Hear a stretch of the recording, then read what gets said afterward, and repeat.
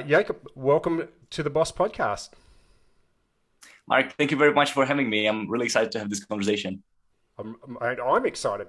So we've got you on today. So we've got Jacob here from Speak On Podcasts. But the reason I've got you on is because I think you sent me one of the best emails I've ever received. So I know that our listeners today, and what we're going to do is we're going to pull that apart, right? So we're going to find out a little bit about how you became so good at writing emails. We're going to pull those emails apart so people can go and do that themselves. But I get a lot of emails, and if I'm saying, "Hey, we need to have a chat because your email was so good," I think that's worthwhile uncovering. Thank you very much. It means a lot because I know that you've seen a lot of emails. Well, yep, that's I have. So thank you. So, okay, let's get a quick little piece of context. So, Jacob, who are you? What do you work for? How come you're so good at writing emails? Give us a little bit of background. So my name is Jakub Zajcik. I'm co-founder and CMO of Speak On Podcasts, and we are a podcast booking agency. And we help brands and individuals to become guests on podcasts their target audience listens to. So, for example, if we would be working with someone from sales industry and they would like to reach other salespeople, we would reach out to you, Mark, and we would make it a no-brainer for you to say yes for this guest, so you can then record an amazing episode. We're in business a little bit less than 2 years, and as many new businesses and fresh businesses, we're figuring out how to do things right. And one of them was how to write amazing emails. So we get replies from podcast hosts, and we book our customers on podcasts with predictability. And the second thing was, how do we train our team to actually write these emails? And we are trying many different things. We're testing many different approaches. And then we eventually found a way on how to do it. So since then, we've booked more than 1,000 interviews. Our average reply rate is around 50%. And needless to say that Mark, my co-founder, and I, well, it's been a while since we've written email to a podcast host, because we have a team in place and they're even better than us. So I think that we'll be discussing all of these things today. Yeah. So, look, and I think the takeaway, two really important things there for everybody is 50% reply rate. Okay, but you're no longer making the email. So the person I spoke to, and I've forgotten who it was. I should have written that down. But the email that I got from her, that was so good. I said, "This is the best email I've ever received. Thank you very much." She goes, "Oh, look, to be fair, someone's trained me how to send these." So like, oh, well, okay, who is that? And that, of course, was you. So the fact that you're being able to train other people to send emails that are this good is something that most people in the sales industry are really interested in, because everyone, particularly in sales leadership, is trying to get their team to be better at sending cold emails, because the world is full of very bad email. You're right. And Mark, we hear this so often from podcast hosts that receive a lot of guest pitches. And they're saying, I receive so many bad emails, right? And from reading just first sentence, I know that this person isn't genuine. Everybody is saying that I love your podcast, but you know that they didn't listen to your podcast at all. And once I read that sentence, which is not followed by something specific from that episode, then I know that, well, I'm just the number in their spreadsheet, right? So I think it's really about relevancy, and yeah, as you mentioned, also about training the team. Yeah, so just to give everybody a bit of context, I'm the host of a podcast. Obviously, you're listening to this, and it's not the world's best podcast. It's not the world's biggest podcast, but I still get every week somebody sending me an email to be a guest, right? And it typically goes, "Hey, Mark, love your podcast," and that's as much relevance or context that they give. And then they say, "My CEO, who's a marketing expert and has nothing to do with a sales podcast, or as a CEO of a tech company, would love to come onto your podcast and tell everybody, you know, whatever, that's something that's got nothing about sales at all." And you think, well, this person clearly hasn't even looked at the titles of some of the episodes, because they would realize that having the CMO or the CTO come on and talk about what's important to them is not going to excite my listeners at all. But your email did exactly the opposite. So that's why I reached out and said, "This is awesome. How did you do that?" So how did you become so good? Like, how did you figure it out? Tell us about that. I'm thinking where I should start because when I was in high school, I was actually writing for a high school newspaper. So that was my first copywriting experience, and then I just fell in love with copywriting, and it was my first freelance job that I was doing for a couple of years. I was just writing website copywriting, and then once I combine it more with marketing and actually understanding the audience I'm reaching out to, or I'm trying to talk to through website copywriting or copywriting of any kind, then it started to make more sense. So I noticed that many of my emails that I'm sending to potential customers to land some of these freelance gigs, they were getting a really good reply rates. And then, long story short, we basically created the templates in our agency to write emails that get replies. And I need to say that part of the reason why our emails work so well is because my co-founder Mark, he's an expert when it comes to cold email marketing and email outbound in general. So we combined all these like very technical knowledge that he has with my copywriting knowledge and with the knowledge of understanding the customer and what questions to ask.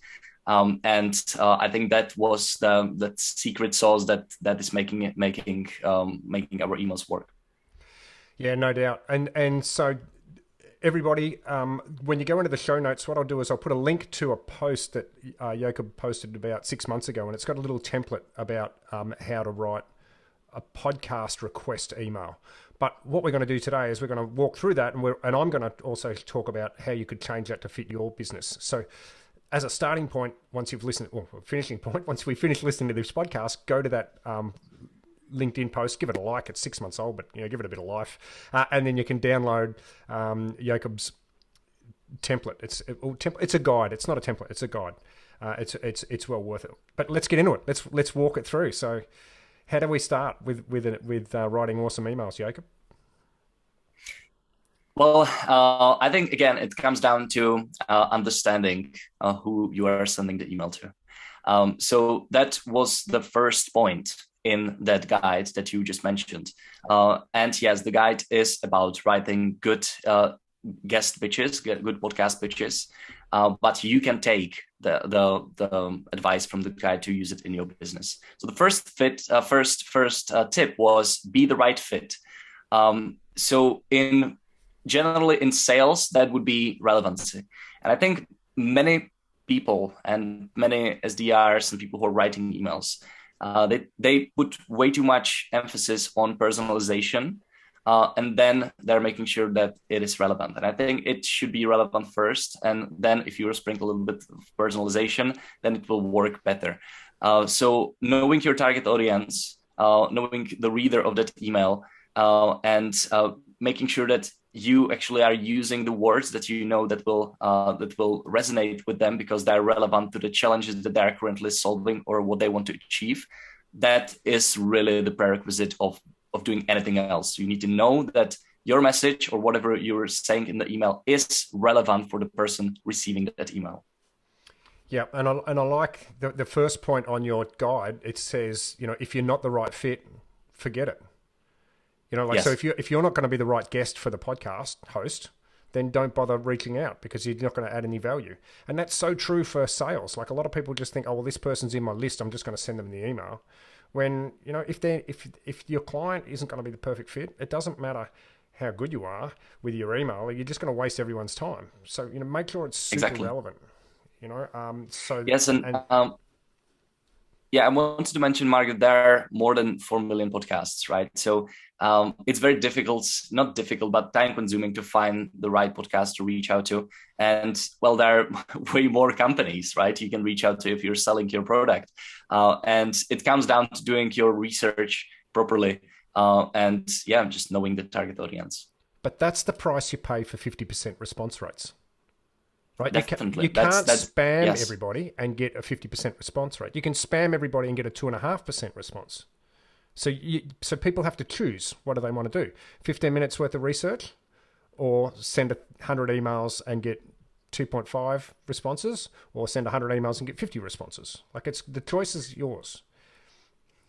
Exactly, and it's connected to many other issues, right? If you're spamming people, if you're using that shotgun approach instead of like sniper approach, well, first of all, in our industry, we are damaging the reputation of our customers if we are just reaching out to podcasts that are absolutely irrelevant, because well, it doesn't shine a good light to on our customer. And second, it can make your emails fall in spam folders because more emails you send, more issues with deliverability you might have.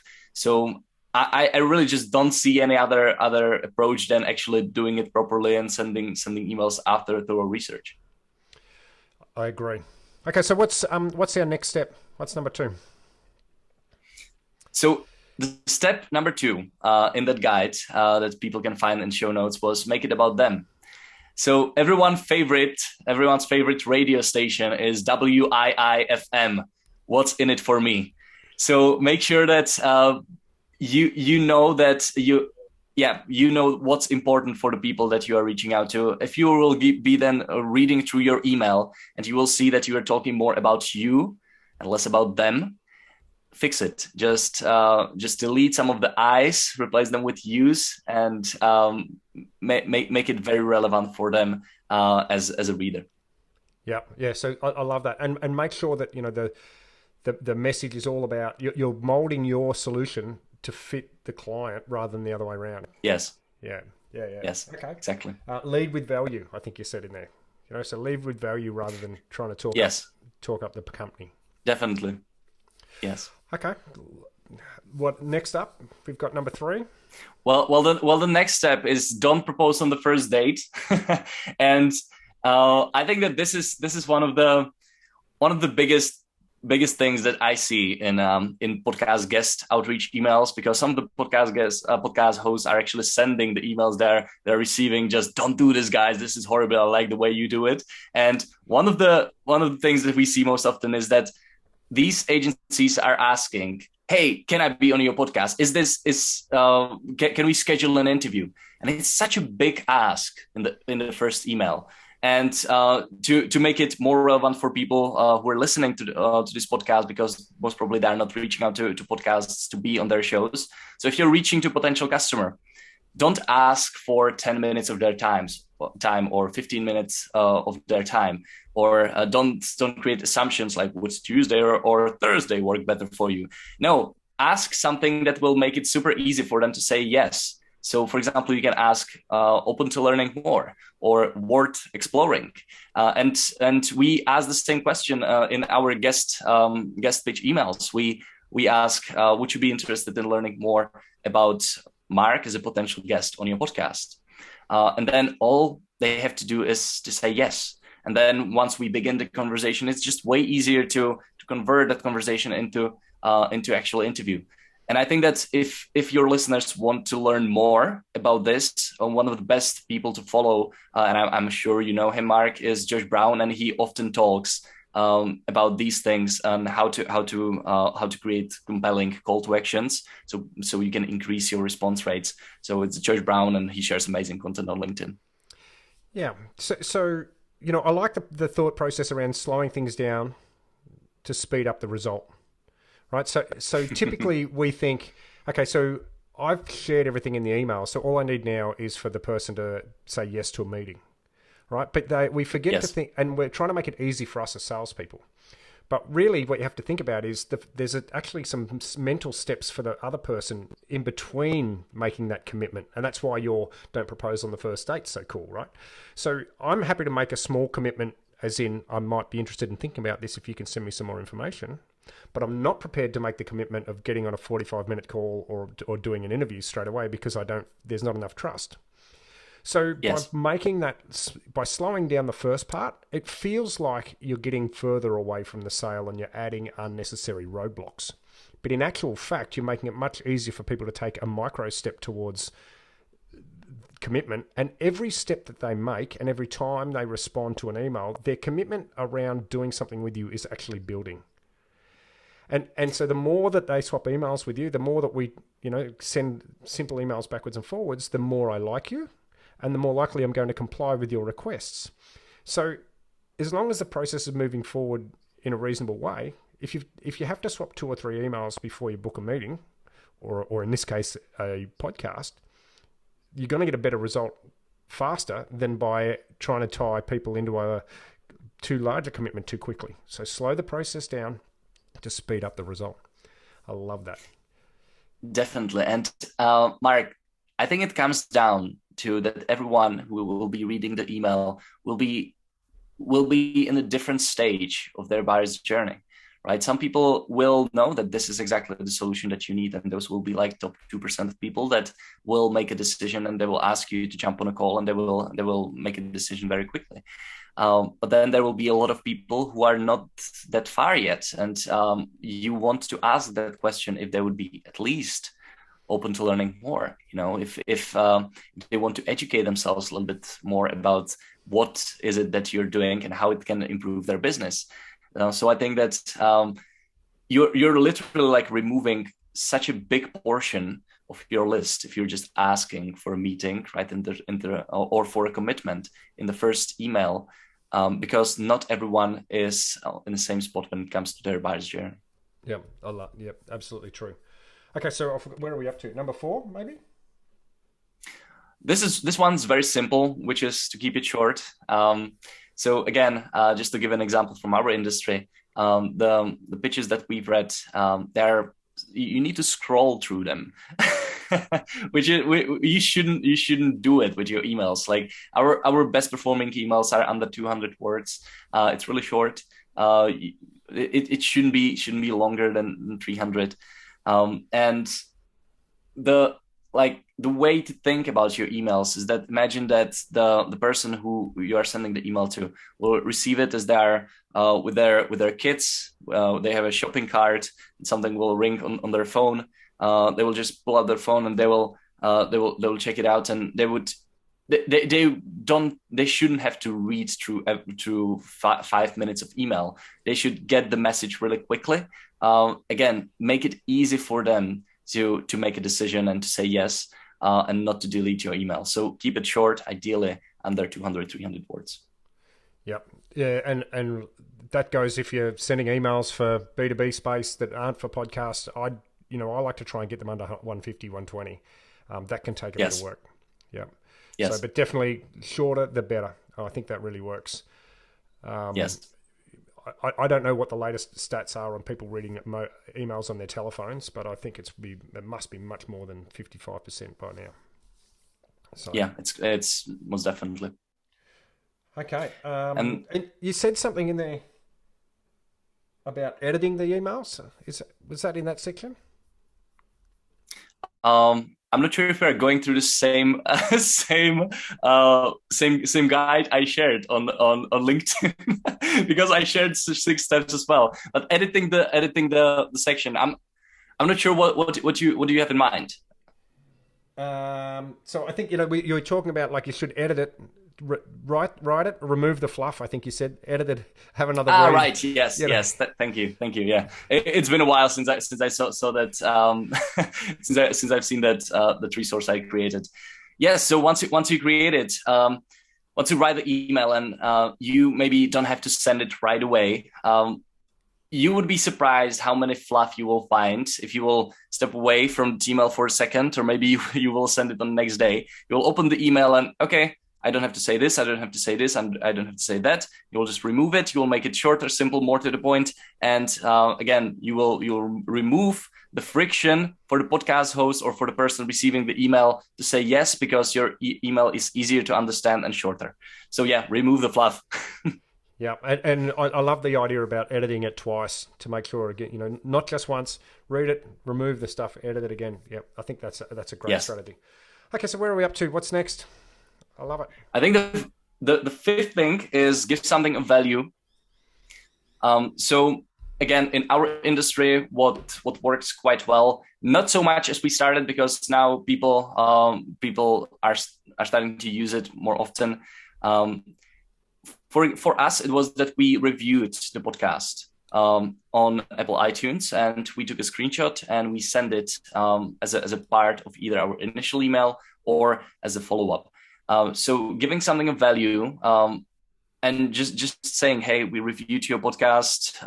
I know that you're busy, but whenever you have a chance, we've sent some interesting guest suggestion, and just giving something of value goes a long way. Almost no one does it when they're seeing when they're sending emails, and they're always asking. People are always asking for you to give me something, right? So I'm asking for you to give me 10 minutes of your time and so on. But if you flip the script and you give something of value, and it doesn't have to be anything like a review, or it doesn't have to be anything material, but it could actually be just showing that you care, that you've done your research, because it will put you in the top 5% of people who are sending emails, and that's by itself, it's quite valuable if you do it properly. So I think just this is not like necessary that you will include something of value, but having in mind what you can do extra to deliver that extra value to the person reading that email, what would make their day better, whether it's a video. We were, for example, recording follow-up songs on I was playing on a guitar, and I was singing "Hey there, Delilah," and I changed the words for the podcast host watching the video. So just make them fun, make it valuable for them to actually spend time reading that email. Yeah, so I mean, let's stick with the podcast examples, right? But I mean, you could post on Twitter, just listen to this podcast. So let's say you had to listen to half the podcast to get an idea, or the first 15 minutes of the podcast. So you could then post on Twitter the podcast, tag the host. Just listen to the first part of this podcast. I love the way it starts off. So you're not lying. And of course, everybody would then go, that's cool. You could take a screenshot of that post and then put that in your email potentially, right? Or you could, tag them onto social media and they might be able to see it. You could do the same sort of thing for LinkedIn. But just giving something first and having that thought process is going to build what's called reciprocity, which is a sense of obligation. And people will feel obliged to respond if you've given something freely in advance and something that's perceived to be of value. And it doesn't need to be of real value. It doesn't need to cost $20. It just needs to have some perceived value. So maybe even a positive rating on one of the streaming services for a podcast host might work really well. And then you draw your attention to that. So these things will take a few minutes, but it's going to be the difference between that 2.5% and 50% response rate. So yes. I love it. I'm a big fan of reciprocity. Reciprocity works well, but a lot of people try to use it too late in the sales process. Where, if you did something, any of those techniques, you don't have to do all of them, you're going to be significant. I would feel obligated to respond to the email at least. Right? Yes, even a polite no. Yes, and I think in general, in world of sales, if you warm up the person you're sending the email to, you will always get better reply rates. And I like the example that you gave, that it doesn't have to happen always in one channel. It doesn't have to happen in email, right? You can do everything on, not everything, but you can do it on social media, right? So you can connect with the host or with the person you're reaching out to before you decide to reach out to them. But don't make it like so transparent that you are doing it. That they're just part of the sequence. You can see it. People are getting smarter right now. That okay, I received a connection request from this SDR. So I give this SDR 3 days to receive an email from them as well. And you can see that it's happening, right? So I think it comes down to just being human when building these relationships, and add the person on LinkedIn, maybe react on their posts for a while. But when I say react, don't just like it, don't just say good post, but actually comment on it. Make sure that you put some effort into providing additional value in the comment section, and then you will see that your reply rates once you will reach out to them finally with your email or social media message, that it will be just completely different. Okay, lovely. So I think we've got one thing left, one part of our process left, right? Yes. So I think that the sixth step there is to have a flexible template. So what I mean by that is that many of these email templates that I see, they're just a couple of merge fields that will get replaced with company name, podcast host name, and maybe something extra. If you would see our email and you actually posted one of them, the merge field is what you liked about this episode, right? And the thing is that we don't automate any of it. We spend time writing these emails. So make sure that your email templates, it's okay to have email templates. You don't have to reinvent the wheel all the time. But have a template that is flexible enough so it works for so it allows the level of personalization and showing the relevancy that it requires, right? So no, just using the first name and the company name is not enough anymore. You need to make sure that you are actually showing that you've done your homework. And through that, you're showing that your solution, or in our case, our guest, is relevant. And the last thing I would add, just know that it will probably take time, right? So it won't be 2 minutes task.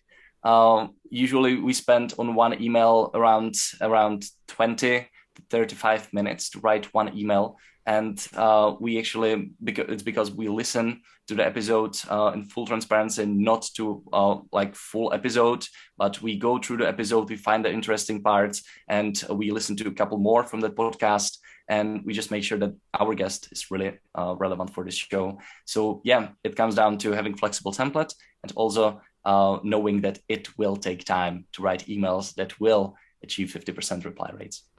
And I can absolutely be the evidence that it works. It's a great email. Being on the receiving end of it, it was like, okay, these people really get me. This is cool. So let me do a recap for you, so you can have a drink while I do that. So what we've talked about, I've been taking notes. Number 1 is be the right fit. Right. Number 2 is make it all about them. Number 3, don't propose on the first date. Or I said slow it down to speed it up. This next one was keep it short.